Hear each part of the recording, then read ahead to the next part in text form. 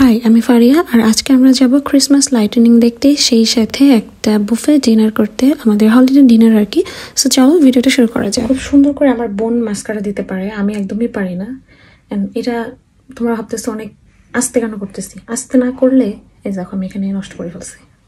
And আরেকটা অঘটনও ঘটছে, আমার ফাউন্ডেশন ড্রাই। প্রচন্ড ঠান্ডা বাইরে, মানে পাগল হয়ে যাওয়ার মতো ঠান্ডা। আমার অবশ্য মজা লাগে এমন ঠান্ডা। গত দুদিন আরো বেশি ছিল, আজকে একটু তুলনামূলকভাবে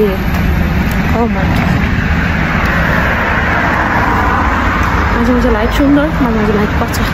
সো প্রতিদিনই আমি মোটামুটি ওয়েদার চেক করতাম যে কবে একটু ঠান্ডাটা কম থাকবে বা মোটামুটি হবে, কিন্তু একদমই না। যত দিন যাবে ততই আরও ঠান্ডা বাড়বে। সো আই থট যে ওই দিনই আমরা বের হয়ে যাই আর কি, যেহেতু আমার হাজব্যান্ডের ওই দিন অফ ডে ছিল। আমরা যাচ্ছি সেতুবাল সেন্টারের দিকে, ওইখানে আমরা ক্রিসমাস লাইটিং দেখবো, তারপর আমরা সেখান থেকে চলে যাব আমাদের বুফে ডিনার। পুরো বছরের মধ্যে আমার এই টাইমটা অনেক বেশি ফেভারিট, কারণ ক্রিসমাস ভাইবটা একদম আমার পার্সোনাল ভাইবের সাথে মিলে যায়। I really love lightning. তারপরে হচ্ছে এরকম ঝিকিমিকি আমার অনেক ভালো লাগে আর কি। সো এই ডেকোরেশনটা অনেক প্রিটি। প্রতি বছরই ডেকোরেশন চেঞ্জ হয়, গতবার দেখলাম একরকম ছিল, এবার আবার চেঞ্জ হয়েছে, বাট এবারটা আমার কাছে বেশি ভালো লেগেছে গত বছর থেকে। এত বেশি সুন্দর লাগছিল, ক্যামেরাতে এক ফোটাও বোঝা যাচ্ছে না, বাট তারপর আমি ট্রাই করেছি সবকিছু একটু একটু করে ভিডিও করতে। আর এই সেন্ট্রাল থেকেও আরও আমরা একটু ক্রিসমাস মার্কেটেও যাব, যেটা আমাদের এখানেই, যেহেতু দূরে কোথাও যেতে পারছি না তাই আর কি কাছে কিনারেই দেখতেছি।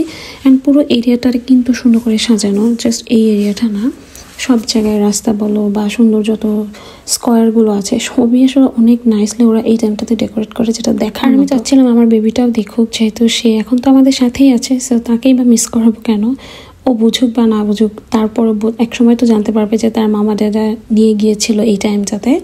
সো এখন আমরা যাচ্ছি ক্রিসমাস মার্কেটের দিকে, ওইখানে বেশি টাইম স্পেন্ড করব না, জাস্ট কোনো রকম একটু ঘুরে তাড়াতাড়ি চলে যাব, কারণ এত মোটা মোটা ড্রেসেস পরেও আমার শীতে অবস্থা খারাপ হয়ে যাচ্ছিল। দেখতে দেখতে আমরা বছর একদম শেষে চলে এসেছি, আর মাত্র কয়েকটা দিন পরে নতুন বছর স্টার্ট হতে যাচ্ছে। ট্রাস্ট মি, এবার আমার নতুন বছর নিয়ে কোনো রকম এক্সাইটমেন্টই কাজ করছে না। বছরটাকে আমি কোনো দিনও ভুলবো না, এটা সারা জীবন আমার কাছে একটা মাস্টারপিস ইয়ার হয়ে থাকবে। আব্বুকে আমি এবছর হারিয়েছি, আবার আমি আমার মেয়েকেও এবছর পেয়েছি। সো আমি বলে বোঝাতে পারবো না আমার লাইফের কত বড় লস হয়ে গেছে এই বছরই, আবার কত বড় অ্যাচিভমেন্ট আমি এবছরই অর্জন করেছি। তারপর আমি ব্লগ করি কিংবা তোমাদের সাথে কানেক্টেড থাকি, এটার একটাই রিজন, খুশি থাকা, নিজেকে হ্যাপি রাখার একটু চেষ্টা। কারণ আমার আব্বু সবসময় বলতো যে যত যাই হোক সবসময় হ্যাপি থাকবা, সবসময় নিজের যেটা ভালো লাগে সেটা করবা, কাউকে হার্ট করবা না। আমি আমার আব্বুর এই কথাগুলো সবসময় মাথায় রাখি, মনে রাখি। আমার মনে হয় আমি খুশি থাকলে, হ্যাপি থাকলে আমার আব্বু বুঝতে পারে। সে অনেক দূরে চলে গেছে আমাদের থেকে, দ্যাটস ট্রু, বাট আব্বু বোঝে যে আমরা ভালো আছি, আব্বু হয়তো অনুভব করতে পারে, খুশি হয়। That's the reason I want to live my life fullest from now. আমি চাই আমার মেয়েকে নিয়ে, আমার ছোট্ট একটা লিটল ফ্যামিলি, এখন আমি সব কিছু নিয়ে একদম হ্যাপি থাকবো, যত যাই হয়ে যাক আমার লাইফে।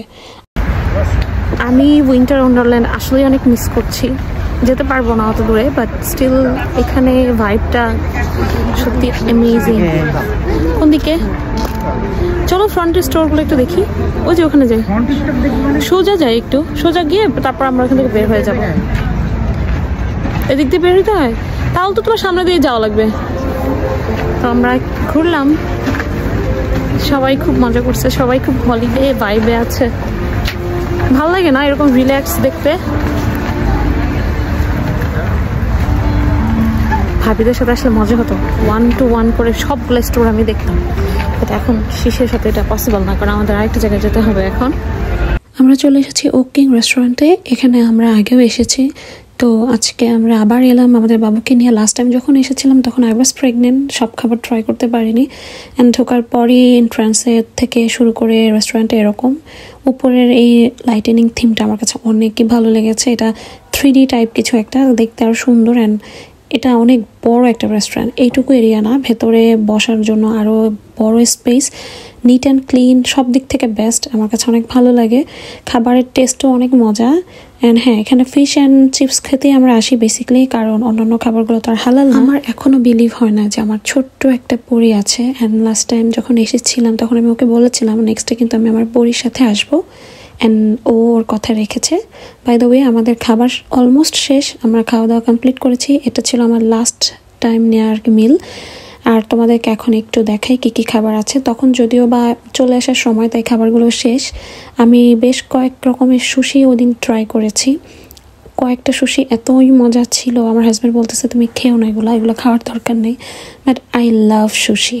অ্যান্ড চকলেট ফাউন্টেন ছিল, সবই ছিল, এগুলো কোনোটাই ট্রাই করা হয়নি। আমি অলওয়েজ হচ্ছে ডেজার্ট আর খেতে পারি না, মানে মেইন কোর্স খাওয়ার পর আমার আর পেটে একটুও জায়গা থাকে না, আর আগের মতন ওইরকম খাওয়ার অ্যাপিটাইটও নাই। আমি জানি না কি হয়েছে আমার। পুডিংটা ট্রাই করেছিলাম, এটা খুবই আমি ছিল, একটা স্লাইসে আছে দেখো, একটু খেতে বাংলাদেশের মতো।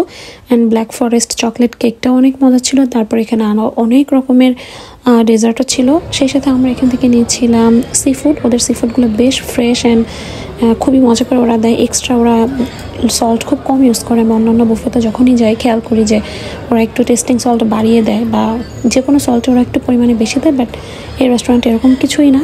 আমার পার্সোনালি খেয়ে ভালো লেগেছে। তো এই তো খাওয়া দাওয়া কমপ্লিট করছি, তাড়াহুড়ো করে বাসায়ও যাব। বাবু ঠিক আছে, আমরাও ঠিক আছে, বাট তারপর আর থাকতে ইচ্ছে করছে না বাইরে। আমাদের জন্য দোয়া করবা, ছোট্ট একটা ফ্যামিলি এখন আমার। তোমাদের সবার অনেক অনেক দোয়া আর শুভকামনা চাচ্ছি।